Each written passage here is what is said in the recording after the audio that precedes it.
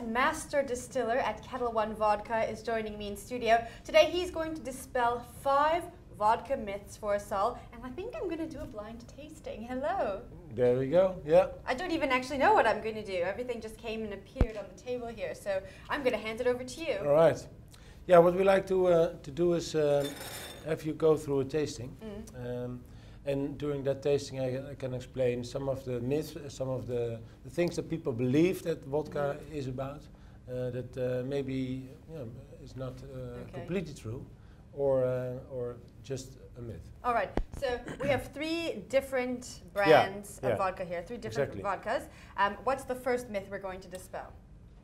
That vodka all tastes and smells the same. Okay. So we'll start. I believed that until now. All right. Okay. So if you pick up the Kettle One first, just a little bit. So you bring some air in and just go back and forth with your nose. And this is Kettle One, so you're getting a fresh nose. You're getting some hints of pepper, some citrusy notes, even some honey. It's sweet. When you say the things, I can smell them, but at first it just smelled. Yeah, you go back and forth, I see that. So you have an interesting nose there. Okay. Go to number 2, that's the middle one. And then, Must I go back and forth again? Yeah. And when you go back and forth, there's nothing there. It's like only straightforward, like an alcohol smell. Yeah. And it's not very complex. It's very You had me simple. worried. I was hoping. I was thinking I had to smell something. Yeah, you didn't smell anything. Yeah, exactly. So with Kettle One, you went back and forth. You had a very interesting nose, and this one is just completely neutral. And then this one is like total opposite. Like, whoa! I get like. There's smells, but I don't know what they are. Yeah, but it's not fresh. So I think you already agree that we're talking about wheat as a base for all 3. All 3 go through column still. That's how you get to the neutral spirit. Except that Kettle One also uses a pot still, the old world distillation. So we got a lot of pot stills. Even number 1 is a coal-fired still, and that actually gives that flavor on the nose. And you will definitely, when we taste it, you get that beautiful tingle and mouthfeel with Kettle One. So one of the myths was all vodkas are the same. And you smell them, they're completely different. Okay. But they start with the same ingredient, all wheat. There are many different ingredients. One of the things people commonly believe is that all vodkas are made from potato. That's not true. Basically, all the vodkas you know are not made from potato. But there is something from the past. What are they made from?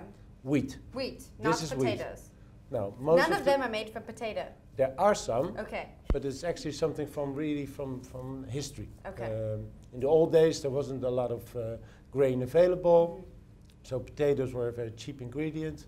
They were always there, so you can use also potatoes to turn that into a spirit. All right, so that's our second myth. Exactly. Debunked. All right. So distillation, there are 2 ways basically. You have a column still. You have that means that you have a very high column with plates in it, and those plates are heated, and every plate the alcohol evaporates and separates, water separates from the alcohol, and you have to do that in a few columns. And you have the old distillation ways is pot still. So old pot stills, and around 1850 the column still was invented, and that basically changed the whole world. We started to have a neutral spirit. Before we didn't. So vodka didn't taste the same as of today, because there was no column before 1850. So that changed a lot, and people started to say, oh, mine is so many times distilled, and this one said, oh, mine is 5 times, it's better than 3 times, and the competition is saying 3, so we say 5. And so that's very confusing. Basically, how we do it, and the language around it is confusing in my opinion still. So hopefully over time that will be more clear. But we use the column still to get the fresh side of it and get a neutral spirit. And then we use the pot still, the old world, to bring that flavor in. That's what we do. So one of the myths is, how many times distilled is important for the quality?